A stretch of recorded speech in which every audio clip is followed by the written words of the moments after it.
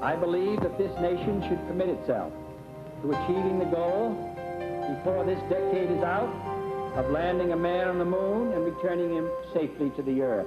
This is Apollo Saturn Launch Control. We passed the 6-minute mark in our countdown for Apollo 11, the flight to land of the first men on the moon. Project Apollo to go to the moon became the single greatest cooperative effort, short of war, ever known to the human race. All the second stage tanks now pressurized.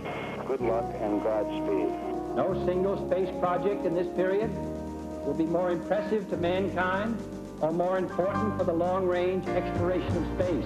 35 seconds and counting. I don't think there could have been any more exciting time in the history of man. Astronauts report it feels good. 12, 11, We were going 10, to beat the Russians 9, to the moon. Ignition sequence starts. 6, 5, 4, 3, 2, 1, 0. All engine running. What seemed, for a long, long time, totally impossible, was accomplished. Liftoff. We have a liftoff. 32 minutes past the hour. Liftoff on Apollo 11. The eyes of the world now look into space, to the moon, and to the planets beyond.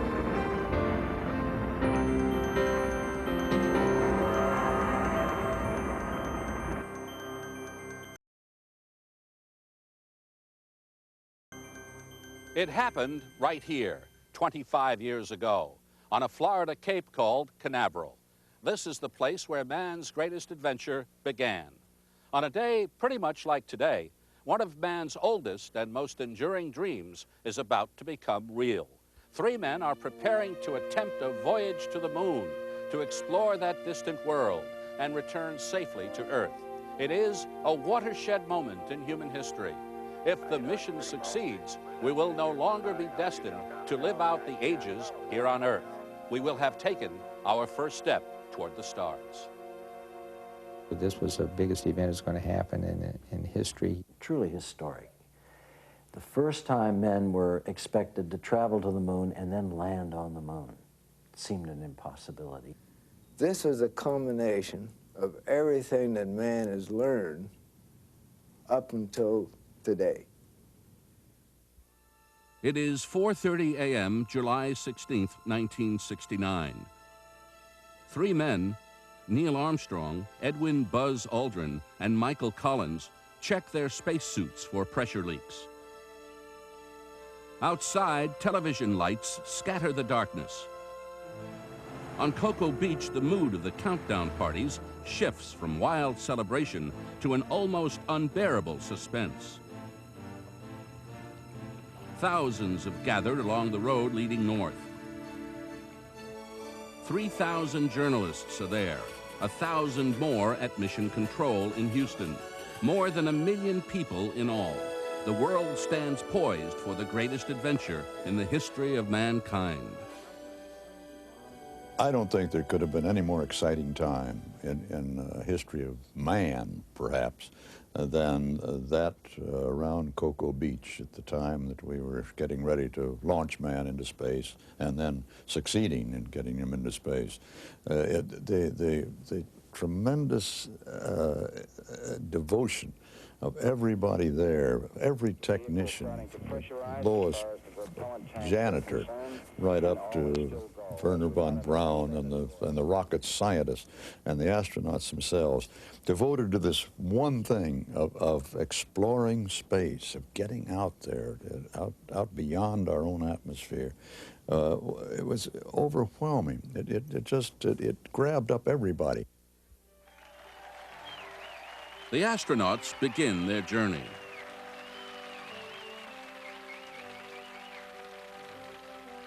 The white transfer van moves toward launch pad 39A. 3 men and their machine are about to change the world forever. It seemed like such a risk, such a courageous, unbelievably courageous kind of thing to attempt, that it was hard to believe it was going to happen. The number of things that can go wrong are so incredible that sort of nobody in his right mind would do it. We ended up with an astronaut corps who really felt very strongly that they were capable of doing anything in the space environment. And I've said at times the feeling was, give us a white scarf and a jock strap and we can do this mission. All the time it's getting closer and closer and closer. And yes, you bet we're worried about something happening that might prevent that opportunity from its fulfillment. The elevator rises. At 6:52 a.m., Armstrong, Collins, and Aldrin enter the spacecraft. The hatches are sealed. The astronauts are alone. This is Apollo Saturn Launch Control. We passed the 6-minute mark in our countdown for Apollo 11, the flight to land of the first men on the moon. We're on time at the present time. At Mission Control in Houston, the flight control team has locked the doors and come to a status called Battle Short. The atmosphere in the room is filled with a strange blending of an almost cocky optimism and a nameless, relentless anxiety. And as I walked into this room on that day, I felt that something is going to happen here today. We're really going to go. We're not only going to try to do it, we're going to accomplish the first landing of a human on another planet. It's sort of an emotional time where you sit down and you tell your controllers, hey, today we're going to go to the moon. T-minus 1 minute, 35 seconds. The vehicle starting to pressurize as far as the propellant tanks are concerned, and all is still go as we monitor our status for it. T-minus 60 seconds and counting. The giant Saturn V rocket groans and wails and breathes vapor like a restless dragon. At Mission Control, the scientists, engineers, and doctors are concerned about the hazards of the unknown. We used to spend a lot of time practicing our responses to various kinds of failures and abnormal circumstances. The ones you worry about are the ones you didn't foresee and didn't properly prepare yourself for. I think most of us believe the Apollo creed, which is if you practice and practice and practice, you can get it right. And the training that NASA went through in many ways is to prepare everyone, the astronauts and the flight controllers and everybody else, for this, the fact that you're doing something that's ultimately absolutely crazy. T-minus 40 seconds. Director of Flight Crews, Deke Slayton, is concerned about the astronauts' physical and mental condition. They're tired. The stress and long hours of pre-flight training have taken their toll. Yet, the astronauts report they feel good. All the second stage tanks now pressurized. 35 seconds and counting. We are still go with Apollo 11. 30 seconds and counting. Astronauts report it feels good. T-minus 25 seconds. 20 seconds and counting. T-minus 15 seconds. Guidance is internal. 12, 11, 10, 9. Ignition sequence starts. 6, 5, 4, 3, 2, 1, 0. All engine running. Liftoff. We have a liftoff. 32 minutes past the hour. Liftoff on Apollo 11. Roger, we got a roll from Tower cleared. Roger, roll.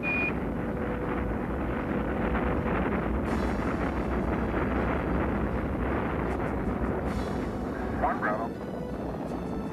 Apollo 11, you're good at 1 minute. It is 9:32 Eastern Time, the morning of July 16th, 1969. The 5 Saturn F-1 engines heave the spacecraft skyward. In the first 8.9 seconds, they will consume more than 85,000 pounds of fuel. Sound waves pound the Earth like blows from Vulcan's hammer. Strapped securely in their spacecraft, astronauts Armstrong, Collins, and Aldrin slowly begin their rise toward the heavens. We saw the light of the ignition, but the sound rolled across the desert and hit us like it had volume and physical force, and it was a very emotional experience. Truly emotional, because you knew there was a crew aboard and that these men were on a very, very dangerous mission. Probably no adventure of man was ever launched with such a physical tumult as the launch of Saturn V, carrying the Apollo spacecraft. It came across with a tremendous roar. It seemed to be saying to us that those Saturn V's, it seemed to be announcing the importance of what we were all up to, that this is us going, and this is what it takes to go. It seems almost unbelievable. A rocket is speeding toward the moon, carrying its human cargo to the very surface of Earth's nearest neighbor. It is a technology that was born on the wings of science, but one that had its beginnings in the minds and the imaginations of the dreamers. It started during the reign of Tsar Nicholas II, when a Russian schoolmaster named Konstantin Tsiolkovsky dreamed of a journey to the moon. He developed a theory called reactive motion. Tsiolkovsky envisioned rockets that would be powered by a fuel of liquid hydrogen and liquid oxygen, not the 400,000 pounds of gun cotton described by Verne. A generation later, on the other side of the world, another imaginative young man was also dreaming of a voyage to the moon. His name was Robert Goddard. In 1926, the American scientist did, in fact, what Tsiolkovsky had done in theory when he fired the first liquid propellant rocket into the sky. Although the flight lasted only 2½ seconds and reached a height of 41 feet above the Earth, the technology that would carry man to the moon was born. A third great space and rocket pioneer was Hermann Oberth, who was also raised on a steady diet of Jules Verne and H.G. Wells. His book, The Rocket into Planetary Space, further popularized concepts of space travel and rocketry. Among those who worked with Oberth was an 18-year-old student named Werner von Braun. The future German rocket scientist was destined to become the man who would lead America to the moon. Von Braun was, I think, a combination, a fairly unique combination of visionary, and he was certainly a visionary. We know this from his boyhood diaries and his drawings and his dreams and interviews with people who were brought up with him in Berlin. And he was certainly a crackerjack engineer for all the grandiose plans that he had out there, huge space stations and 70 men going to Mars, all these grandiose plans. As an engineer, he was extremely conservative. So he knew how to work with people. He was, I think, just a superb politician. And he had, I think, an exquisite public relations sense. He said, to get support for a big space program, you go to the public. Man in space is what von Braun promoted. Meanwhile, on the windswept plains of Kazakhstan, the great Russian rocketeer Sergei Pavlovich Korolev was designing the rocket that would pave the way for the first conquest of interplanetary space. On October 4th, 1957, the Russians successfully launched Sputnik, the first man-made satellite to orbit the Earth. Although it was only a small sphere of metal and wire weighing less than 185 pounds, its successful launch was destined to become the stepping stone that would propel man into space and toward the moon. After the tension of the launch, just getting that great beast off the ground, the next major point was maximum dynamic force going through the atmosphere. As it cleared that, then the separation of the boosters from the space vehicle. All of those things happened in sequence fairly quickly, all part really of the tension of launch itself. Then there was a long coast out to the moon. And our spacecraft was just rotating slowly, and we could look out the window and see the moon go by slowly, very slowly, about 1 revolution a minute. And then after the moon would go by, the Earth would go by. Now that's marvelous. Once it was on a translunar trajectory, it would coast, perhaps it'd make some mid-coast corrections, small velocity corrections to make sure it ended up at the right position. And then the next critical thing was getting into orbit around the moon. And we were all, I think, everyone who knew the sequence of events and the importance of the sequence of events were tuned very carefully to the monitors from the space control at Houston and from the spacecraft itself, obviously, of the sequence of events of getting into that orbit around the moon. And there was always a moment of cheering as they made that successful transition into orbit. It is now 83 hours, 2 minutes into the Apollo 11 flight. The astronauts are ready to transfer to lunar module power. Roger, Eagle. You're looking good here. Eagle. This is the first time the call sign has been heard during the mission. It echoes over the 250,000 miles that separates the spacecraft from home. When the sun was almost overhead and it was noon down below, the moon appeared to be a warm and a friendly place. On the other hand, near dawn or dusk, it became very foreboding looking. The craters cast very long shadows, and the place looked distinctly unfriendly. It seems almost impossible that it has been less than 12 years since Sputnik was hurled into space. When Sputnik 1 went up, I think it was sort of a wake-up call to all American technology, and you know, we had always looked at ourselves as being so preeminent in matters dealing with technology and research. But I think it was very difficult for most Americans to believe that here the Russians, the Soviets were, with their Bolshevik background and all the things that we looked at as sort of being below our standards of living and our science and our technology, and all at once here they were ahead of us. When Sputnik went, our country was totally shook about the fact that we were second. Then they started launching dogs. Remember, they had them, we called them Mutniks after Sputnik.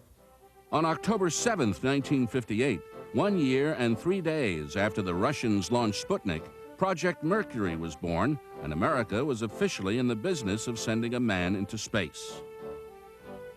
The whole concept of going from manned airplane flight to manned space flight was what we were developing in Project Mercury. It was all new. We were charting new ground. We didn't really know what we were doing. We had to do it every day and develop it every day. We were too young to really get scared of doing anything, so we welcomed the challenge. It was a lot tougher than we of course thought it would be. But we were moving into space, and we were utterly naive. We were, in many cases, very lucky, but we just had the confidence to keep moving forward. As Project Mercury got underway, production of Redstone launch vehicles began at the Marshall Space Flight Center. Careful, individual production of vehicles earmarked for Mercury from the day the first bolt came into the plant. In April of 1959, a little more than a year after the United States successfully launched its own first satellite, Explorer 1, America named its first team of astronauts: Alan Shepard, John Glenn, Gus Grissom, Scott Carpenter, Wally Schirra, Gordon Cooper, and Deke Slayton. 7 men who would become the new heroes of the 20th century. Suddenly we're famous. All of a sudden, from one day where I'm a lieutenant commander flying an F-4, and lots of people do that.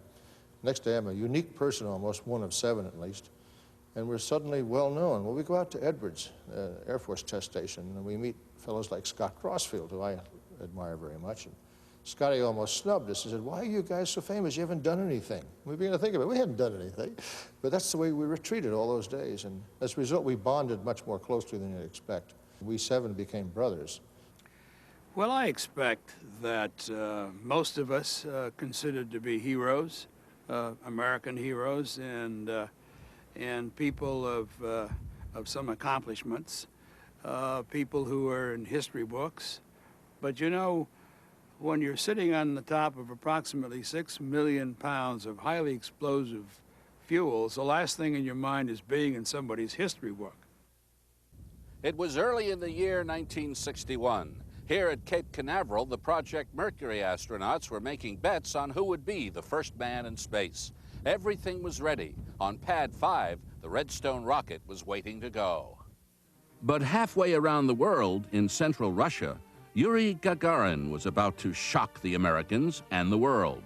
On April 12, 1961, at 9:07 p.m. Moscow time, Gagarin climbed into his space capsule and was rocketed out beyond the Earth's atmosphere and into space.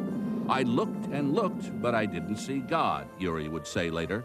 A frustrated Werner von Braun observed that when the United States arrived on the moon, "we shall have to pass through Russian customs." Yuri Gagarin's first flight into space not only captured the imagination of people throughout the world, it was also a powerful stimulus to the American space program. Twice the Russians had beaten the Americans into space, first with a satellite and now with the first manned flight. We were heading then toward orbital flight. That was part of our project, and here went Gagarin around the Earth once, and then later on Titov. So it was sort of a blow to our American psyche, I guess, at that time, but we recovered well, and instead of giving up, we just went back to work and worked even harder. So the main challenge that we faced immediately was a launch vehicle that would be large enough to put up a manned spacecraft. May 1st, 1961. Less than 2.5 years from Project Mercury initiation. Countdown for a manned flight was in progress. That's a day that you will never forget. Less than 30 days after Yuri Gagarin first lifted off into space, the Americans were readying themselves to venture into that unknown world that lay high above the Earth. Both the public and the press were caught up in the anticipation and excitement of the newfound space race. And the press picked up on us. We're heroes because we volunteered for a program to replace chimpanzees. That's about all I can claim. that doesn't exactly make me a hero in my own mind. So we laugh about that a little bit. And at this time, we were getting inundated with telegrams from the Society for Prevention of Cruelty to Animals. Stop flying these monkeys and chimps. So finally, we flew Alan Shepard. Shepard doesn't tell that story as often as I do.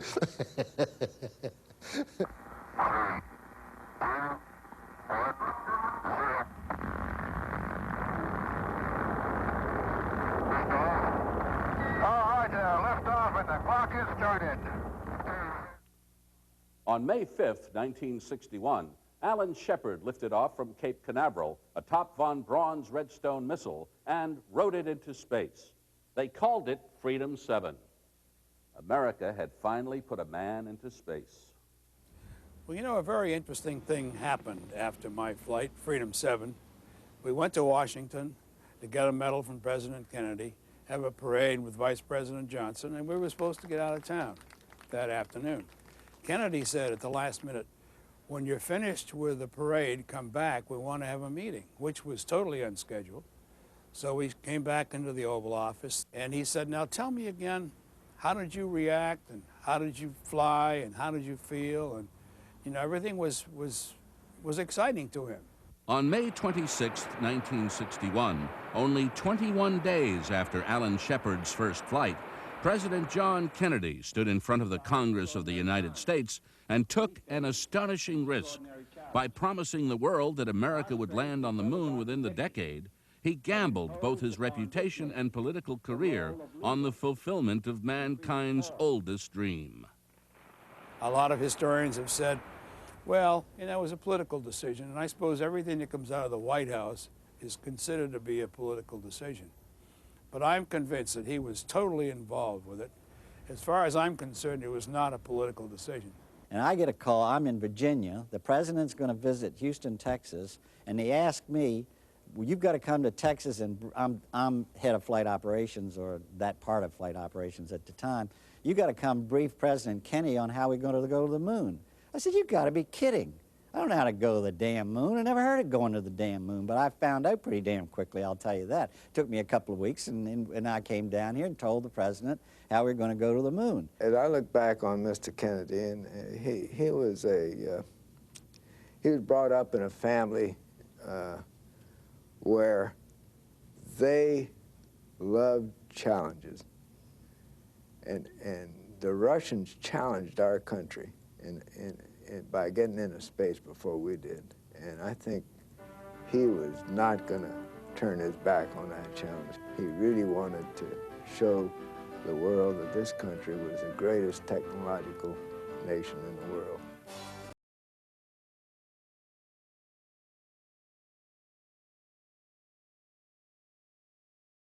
Less than 9 months later, on February 20th, 1962, tens of millions of people around the world anxiously watched on television as Mercury astronaut John Glenn rose into the sky atop an Atlas rocket. and circle the Earth 3 times. During his 4-hour, 52-minute flight, Glenn became the first American ever to see both a sunrise and a sunset from space as he looked down on our world from over 200 miles above the Earth. Well, there's a lot we didn't know, and that was the purpose of those early flights, was to find out. You know, Al Shepard did the first flight, Gus Grissom, and they were concerned enough about those. Those are suborbital flights. Those were up and down flights, 15, 18 minutes long. Then my flight was the first orbital flight where we'd have extended periods of weightlessness so that we'd get more of a handle on these things if there were major problems. After his return to Earth, not only was John Glenn a national hero, more important, Project Mercury's primary purpose, that of sending a man into orbit around the Earth, had been achieved. He's heading towards the big inverted V with the sign, "Welcome, Johnny." After 3 more successful Mercury missions, it was time to move on to Project Gemini and another step closer to the moon. We started with Mercury, then President Kennedy said, let's go to the moon. And somebody said, well, we'll just finish Mercury and get ready and go to the moon. Sorry about that. There was no way to make that work. We'd never done a rendezvous. We didn't have long-duration missions. We needed precise splashdown, and we needed to get the whole system up and operating. I think the progression from Mercury on was set very early. Gemini was stuck in the middle as sort of a development program. There was just a number of things we didn't understand well enough yet to really go to the moon without taking that interim step. So we view Gemini as a stepping stone to Apollo, but not a program by itself. Project Gemini may have been considered only a stepping stone to Apollo by some, but each of its 10 journeys into space continued to excite the minds and imaginations of the American public. During the flight of Gemini 4, millions watched as astronaut Ed White became the first American to walk in space. Overlooking the distant Earth, White swam through space for 22 minutes while tethered to his Gemini spacecraft. Okay, I'm out. Okay, I'm coming over. I feel like $1 million. 6 months later, in December 1965, the Gemini 7 crew of Frank Borman and James Lovell not only set a record for the longest stay in space, 14 days, they also achieved Gemini's primary purpose by making the first ever orbital rendezvous and docking with their sister spacecraft Gemini 6, piloted by Wally Schirra and Tom Stafford. On my particular Gemini mission with Tom Stafford, we did a rendezvous with Gemini 7. 7 was up there as our target, and that they were up there proving the vehicle could last 2 weeks. Now, to go to the moon and back, you need to have about a 2-week mission, about 11 days. And that includes 3 days to get there and about 3 or 4 days to mill around on the moon and 3 days to get home. So we had to have spacecraft and humans that could endure that long. We didn't even know that in those days. Gordon Cooper had flown Mercury for about 24 hours. That was it. There was a lot riding on that mission because the Apollo was being designed with the giant Saturn V with a lunar module, command module, to do the rendezvous around the moon. And had we proved that the rendezvous was very difficult or nearly impossible, that could have had a major impact on the program. Gemini was considered a roaring success. Now it was on to Apollo and the final steps to the moon. As President Kennedy had promised, the Apollo project was destined to put the United States on the lunar surface before the end of the 1960s. But the question that continued to haunt America was, who would get there first, the Americans or the Russians? They were ahead of us, no question about it. They were ahead of us time after time after time. And for the first orbital flight, the first spacewalk, the first woman in space, they even landed on the moon before we did with unmanned spacecraft. For a number of years in the space race, we were eating space dust and doing our best to catch up. And somehow in the mid-60s, they faltered. And the technology apparently didn't collapse so much as their engineering management. And this kind of very bitter infighting, which makes our own inter-service rivalry look like a mild disagreement, crippled their space technology and led to their ultimate loss in the moon race. Even before the first Apollo spacecraft was launched, disaster struck the American space program. On January 27, 1967, just as the Apollo program was nearing readiness for its first flight, a fire inside the command module took the lives of 3 astronauts, Gus Grissom, Ed White, and Roger Chafee. I was sitting at this console right here when we had 3 men die in a spacecraft. And I listened to it. So we've had a lot of pain and a lot of exhilaration in this room. That's right. But that's what anything worthwhile is made up of, isn't it? You got to have a lot of pain to go along with a lot of exhilaration. And there was exhilaration during the Apollo years. It started on Christmas Eve, 1968, when Apollo 8 crew members Frank Borman, Jim Lovell, and Bill Anders read a passage from the book of Genesis while becoming the first Americans to orbit the moon. In the beginning, God created the heaven and the earth. And the earth was without form and void, and darkness was upon the face of the deep. And the Spirit of God moved upon the face of the waters. And God said, "Let there be light." And there was light. And God saw the light, that it was good. And God divided the light from the darkness. Apollo 8 was a very unique flight. Borman and Anders and myself were the first 3 people to actually get to the moon, to see the far side of the moon. We looked out the windows, but all we could see is a dark velvet sky. And then we rotated the spacecraft around about 180 degrees. And there, just below us, 60 miles, was the ancient old craters of the far side of the moon slowly slipping by. It was really the most remarkable sight that I have seen, perhaps the most awe-inspiring period of my space career.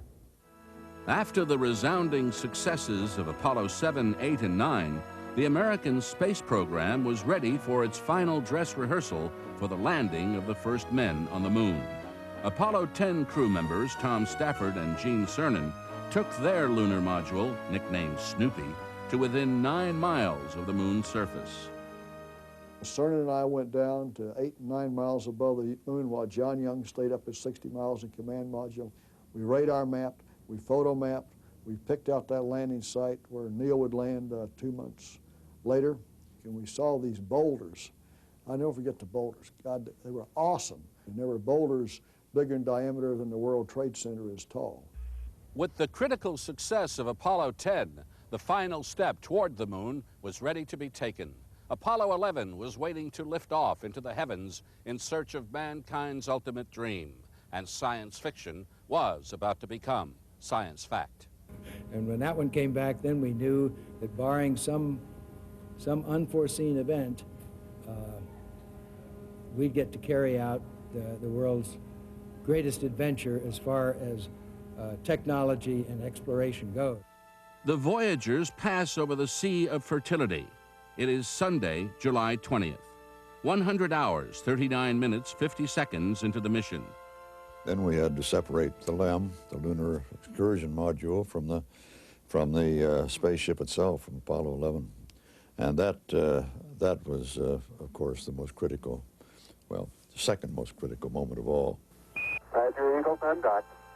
Roger, how does it look? The Eagle has wings. Roger. Roger, you're a go to continue power descent. You're a go to continue power descent. Altitude now 21,000 feet, still looking very good. Velocity down now to 1,200 feet per second. You're looking great to us, Eagle. We've now got 30 minutes from now to the time that we're going to actually put a man on the moon. And then pretty soon the guidance officer comes in. And he says, "Hey, Flight, I got a problem." And one of the controllers in the loop, I've never found out who it is, comes up and says, "You know, this is almost like a simulation." Everybody just for a second relaxes, we smile, at which time we know we got it made. Because we always work best when we're having problems. We thrive in problems, we devour problems, we eat problems, we gobble them up. Problems are what we're here for. We're the insurance. At 1,000 feet, Armstrong takes over manual control of the LEM. He is now intently searching for the planned lunar landing site. We normally land with about 2 minutes of fuel. And we see this indicator. It's like a warning light that comes on that says 2 minutes hover time fuel remaining. We would have normally landed by this time, but we know we're up and away. We get another call from my controller, 60 seconds, and very terse comment in the uplink from Charlie Duke to the crew. He just says 60 seconds. That's 60 seconds of fuel remaining. 60 seconds the crew has to find a spot to land or we're going to have to abort. Okay, all flight controllers, go for landing. Retro. Go. Fido. Go. Guidance. Go. Control. Go. Telcom. Go. GNC. Go. Ecom. Go. Surgeon. Go. Capcom, we're go for landing. Eagle, Houston, you're a go for landing, over. At 4 forward, drift into the right a little. 30 seconds. 30 seconds. Forward, just contact light. Okay, engine stop. Tranquility Base here. The Eagle has landed. Roger, Tranquility. We copy you on the ground. You got a bunch of guys about to turn blue. We're breathing again. Thanks a lot. To our best knowledge, we had between 7 and 17 seconds of fuel remaining at the time that we actually landed. The touchdown itself, from my point of view, was a real high in terms of elation. Not so much for the instant, but because it marked the achievement that 1/3 people had been working for a decade to accomplish. And it was a feeling of we, 1/3 people, managed it. The moment when the engine shut down and the checklist was essentially in comfortable status, we turned most things off, there was a moment when I could look over to Neil and we both looked at each other and I patted him on the back. And that was a moment of realization for both of us that we just had pulled this thing off that people have been dreaming about for so long. And we were lucky enough to be two human beings picked to carry out this marvelous adventure. Man was on the moon. It is a watershed moment in history, and the world would never be the same again. Well, Apollo 11 for me was a completion of a dream. I'd always thought of mankind going out to the moon, and it actually happened in my lifetime when I was relatively young. I think it's going to turn out to be one of the key things in the future of mankind. When Apollo 11 landed, I was in my home in Los Angeles, and I remember vividly that night stepping outside the house to purposefully look up at the moon and study it, and see if I could see somebody up there. Obviously impossible, but the knowledge that there were humans standing on that planet gave me a whole new focus on space, the space program, my life, the life of the people around me.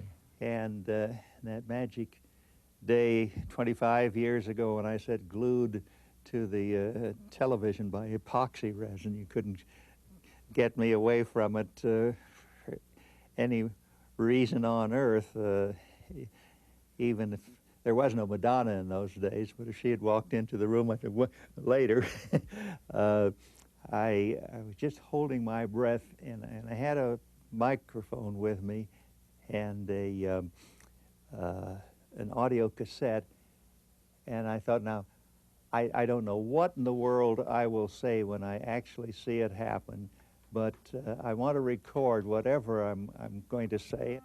From inside Eagle, Armstrong and Aldrin see the huge crater they had barely missed on their approach and landing. Everything around them is chalky gray. The sky is black. After a quiet lunch, Neil Armstrong and Buzz Aldrin prepare to step into an unknown world and take the most famous walk in human history. Roger, we copy. Pretty good little jump. I'm at the foot of the ladder. I'm going to step off the limb now.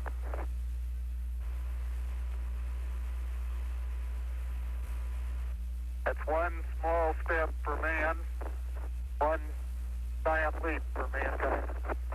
Oh, that looked beautiful from here, Neil. When Neil Armstrong actually stood at the bottom rung of the ladder and then stepped out onto the moon, everything seemed to freeze. It's though time stopped. I can still remember that feeling of stasis. You know, this was the end, really, of history and the beginning of a new history. For me, for example, it was very happy because first time the man from Earth stepped to another planet. It's really a good step. Unfortunately, our project, Russian project about flying to the moon was finished, the end. As Armstrong, then Aldrin, step from the lunar module onto the surface of the moon, they enter a world never before explored by any man. Once when we were on the surface of the moon, as I looked out and had an opportunity to make some sort of an observation, the words magnificent desolation were extemporaneous as could be. I hadn't given them any thought ahead of time. But to me, they really did express the magnificence of what we as a species, as a human species, had just accomplished. Oh, that looks beautiful from here, Neil. It has a stark beauty all its own. During their lunar visit, Armstrong and Aldrin drill core samples in the moon's surface, photograph the surrounding terrain, and collect rock and soil samples. The two moonwalkers leave behind scientific instruments, an American flag, and a plaque commemorating man's first exploration of the moon. For those who haven't read the plaque, we'll read the plaque that's on the front landing gear of this LEM. Here men from the planet Earth first set foot upon the moon, July 1969 AD. It came in peace for all mankind. 60 miles above, Michael Collins in the command module circles every 2 hours and worries about stranding his companions on the moon. Well, I enjoyed being in the command module by myself. It was a happy little home. All the machinery was working properly, and my concerns were not within the command module, but simply that something might go wrong with the LEM, with the lunar module, and these two guys might get stuck on the surface of the moon. That was my main concern. Columbia, this is Houston, AOS, over. Houston, Columbia, navigate, over. Roger, the EVA is progressing beautifully. They're setting up the flag now. I guess you're about the only person around that doesn't have TV coverage of the scene. That's all right, I don't mind a bit. How is the quality of the TV? Oh, it's beautiful, Mike, really. Landing the Apollo spacecraft on the moon was one thing, but successfully achieving the second part of President Kennedy's promise, bringing the astronauts home safely, was something else entirely. There was an underlying concern on the part of everybody involved in the next major step, which was getting them home safely, getting them off the moon. The rockets again had to work now in reverse to explode them off the surface of the moon and back to the rendezvous, which had to be made with the circling Apollo. 9, 8, 7, 6, 5, port stage, engine arm ascent, proceed.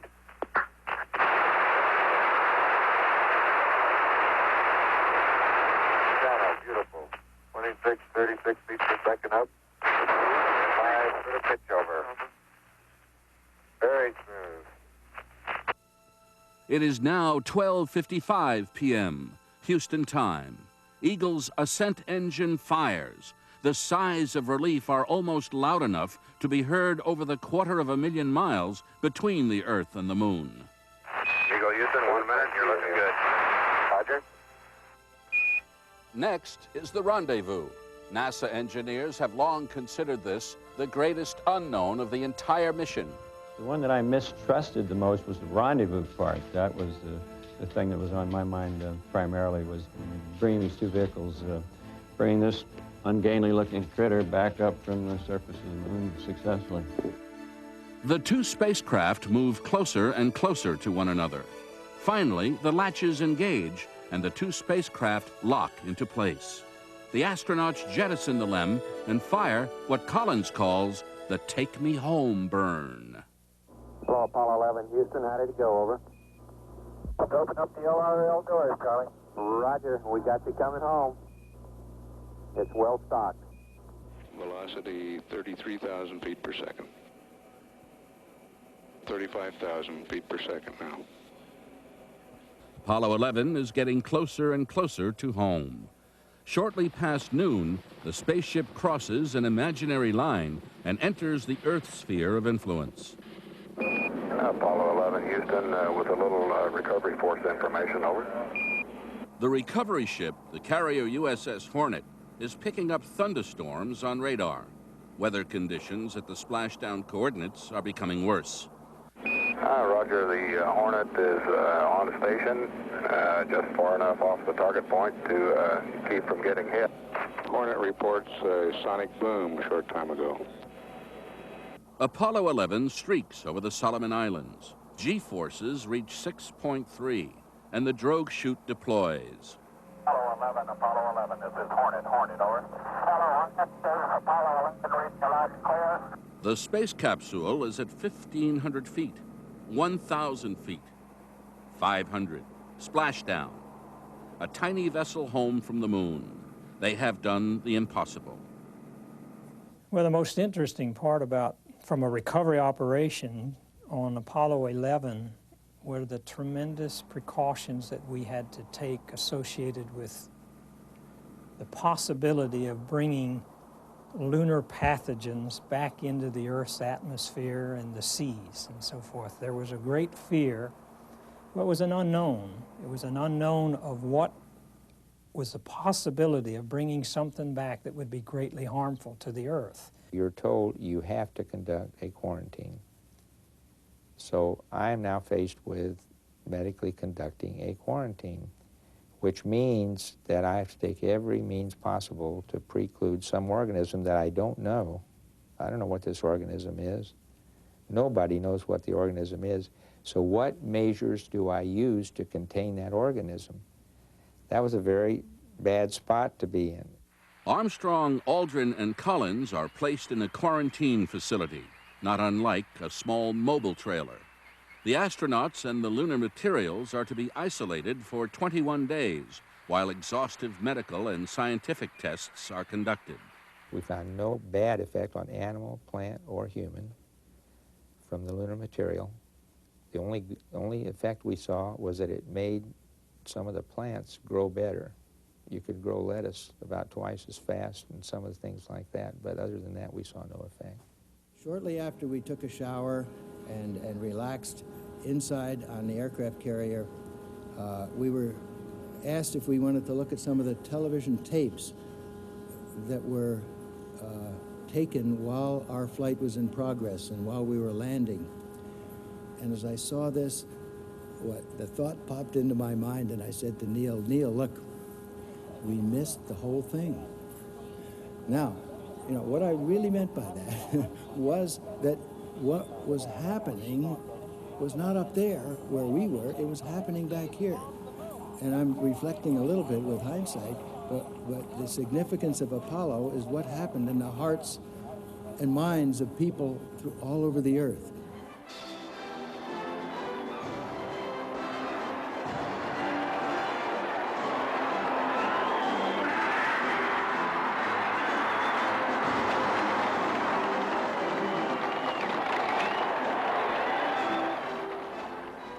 The Apollo 11 mission was over. The promise President Kennedy made to the world had been fulfilled. The torch was ready now to be passed, for this was only the beginning of our exploration into the unknown world of space.